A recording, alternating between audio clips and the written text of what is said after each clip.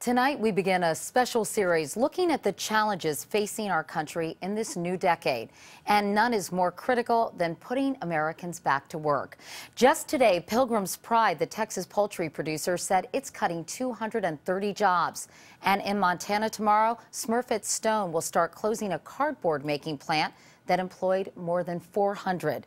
With daily relentless headlines like these and more than 7 million jobs lost since the recession began, a CBS News poll out tonight finds 63% of Americans are concerned someone in their household could soon lose his or her job. So the challenge is to create new jobs. And Anthony Mason tells us what that will take as CBS reports where America stands. Look for the road signs leading to a job recovery in America, and you'll find the country at a crossroads. We have blown an unprecedented hole in our labor market. The U.S. has to find new ways to rebuild its workforce. It's just got to be on the national agenda. It's got to be top of mind. For 23 straight months now, the U.S. economy has been hemorrhaging jobs. The report card isn't pretty. 1 in 6 Americans is underemployed. That's nearly 25 million people who are out of work, have given up looking, or been forced to take a part-time job. The recession has wiped out 15% of our manufacturing workforce, more than 2 million jobs that likely will never come back. The damage to America's labor force is both deep and profound. The Great Recession has obliterated a decade's worth of job growth.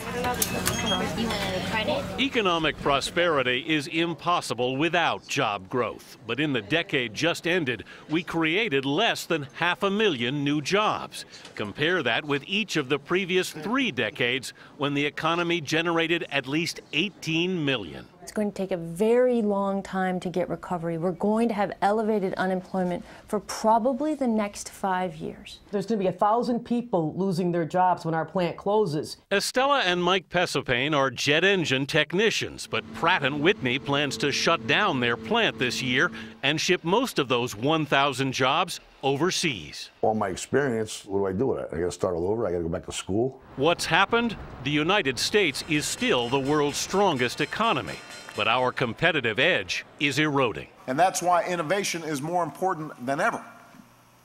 That's the key to good new jobs in the 21st century. Analysts say innovation must be the first in a 3-pronged strategy to replace lost American jobs. We choose to go to the moon in this decade. In the 1960s, launching the Apollo space program created millions of jobs. Tranquility Base here. The Eagle has landed. And led to innovations like fuel cells and freeze-dried food. That same decade, the Defense Department began building a computer network that became the Internet. Tens of millions of jobs were created from the innovation around the Internet, and it's time to do that again. Justin Ratner is Chief Technology Officer for Intel. He led development of the first supercomputer to sustain 1 trillion operations per second. Now's the time to be investing, not saving. You don't save your way out of a recession, you invest your way out of it. That's the second part of the solution for job creation, research and development. But government spending on R&D actually fell by nearly 4% in 2009, the worst drop in 30 years, just when growing young industries like printed electronics are looking for money. This is an ink that when you put it onto glass will absorb the photons from the sun or any light and then turn it into electricity. Andy Hanna's Pittsburgh company Plextronics, which makes low-cost solar panels, has quickly expanded to 70 employees. But the Europeans have pumped $1 billion into research, while the U.S. has done virtually nothing. We are behind. And jobs are at stake. This industry can be bigger than the silicon-based electronics industry. This can bring a real manufacturing base back to the United States. Intel just committed $7 billion to build new factories in Arizona, Oregon, and New Mexico to make the next generation of semiconductor devices. But Justin Ratner says high-tech jobs have become hard to fill. Are you telling me that even if we innovate and create new products, we don't necessarily have the people to do the jobs? That's right. We're not graduating nearly the numbers of engineers that are coming out of universities in China and India and elsewhere. That's why education has to be the final part of the strategy for job growth. In a recent study, 15-year-olds in the U.S. ranked 21st out of 30 countries in science scores. Now, look at what they're up against. First, external code will be India's high-tech giant Infosys just opened this $120 million training center, the biggest corporate college in the world. Many of our people start with the company as their first job. Chris Gopalakrishnan is CEO of Infosys. He says the 330-acre campus will train an army of 14,000 new engineers a year just for his company. For every employee, we have actually charted out a complete career plan which takes them from a software engineer to potentially a CEO of the company. There's a competition going on here. Oh, yeah, very much so. Freeman Habrowski is president of the University of Maryland, Baltimore County, a small school that places a big emphasis on science, math, and engineering. The more people we have who are prepared in those disciplines, the more inventors we'll have, the more people will be thinking about tech commercialization and starting jobs and starting new companies. what we learned today. Hrabowski's even sending his grad students into grade schools. So today we're going to do mechanical engineering. In just 10 years, these sixth graders will be entering the labor market. Do you know what you want to be when you get older? Oh, wow, everybody does. But will the jobs be there for them? America has done it before, made the investment in innovation and education that paid off in decades of unsurpassed prosperity. I mean, we have to start a lot of things. Not all of them are going to work out. In fact, only a tiny fraction of them will turn into an Intel or a Google or a General Electric. But if you're not investing, right, you're not giving yourself really a chance to play. The benefits of those investments are often unexpected, but a ripple can grow into a wave. That's how new industries and new jobs are born. Katie? We really have our work cut out for us, don't we, Anthony? We do, Katie. Thank you so much. That was a terrific piece.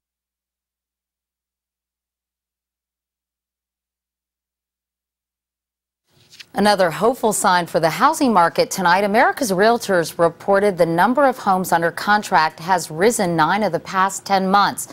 But there's a problem. Sellers are not getting what they once did. Prices are down 23% from their 2006 peak.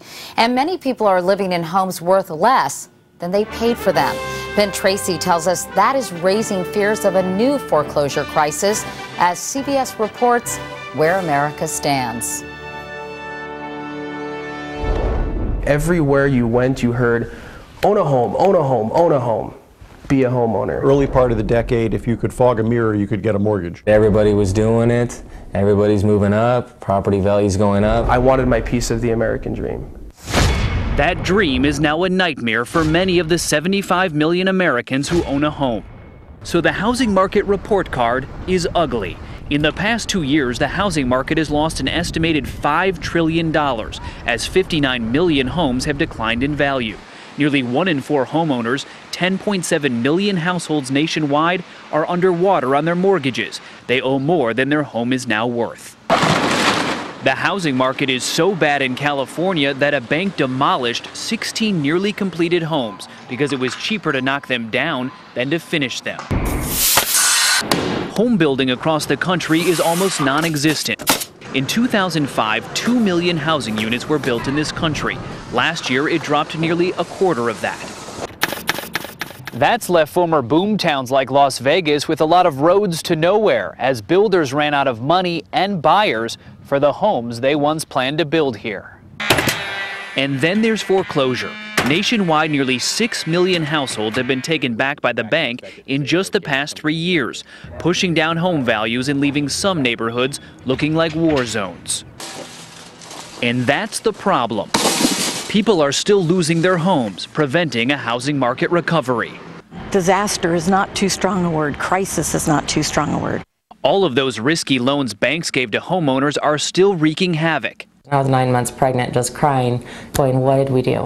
Jessica and Aaron Jenkins got in way over their heads when they bought their 5-bedroom dream home in Corona, California. It cost them $700,000. They paid $2,800 a month on their interest-only loan, never touching the principal. It was a lot cheaper than a 30-year fix. We can afford it, so that's why we did it. But this year their loan would reset, adding $1,100 to their monthly payment. In the next 2 years, nearly 361,000 loans will reset nationwide, increasing mortgage payments by an average of $1,000 per month. That's why a record 3 million more foreclosures are expected in 2010. Today, the #1 cause of foreclosure is unemployment. 15.3 million Americans are now out of work. 27-year-old C.J. Mueller bought this house in Phoenix for $210,000, but then he lost his job. He tried to get his bank to modify his loan. Instead, he just got his foreclosure notice. I, a single man, will no longer own this home as of March 16, 2010 at 10 a.m. President Obama's mortgage modification program aims to permanently modify 3 to 4 million loans by 2012. So far, they've fixed 66,000. They want banks to speed up the process. But unfortunately, it's all been lip service and little action. Until the administration gets tough on lenders, we're still going to see huge amounts of foreclosures. Banks say they are simply overwhelmed, and some people are beyond help. I gave up. I don't care anymore. Take the house. And the solution for many is to just walk away. Some experts say it may be better to cut your losses and ruin your credit in the short term than to pour more money into a bad investment. I paid $210 for the house. The house is worth $90,000. Would you keep the house? To keep people in their homes, credit counselor Michelle Johnson says banks should permanently convert risky loans into 30-year fixed mortgages for those who can afford the payments. It needs to be a long-term fix. It can't be simply a Band-Aid, and that's what many of the modifications appear to be. And how can I help you today, ma'am? Some mortgage firms and a few banks are going further, actually reducing the principal on loans. To date, it's enabled us to save about 15% more homes than we would if we had not used it. However,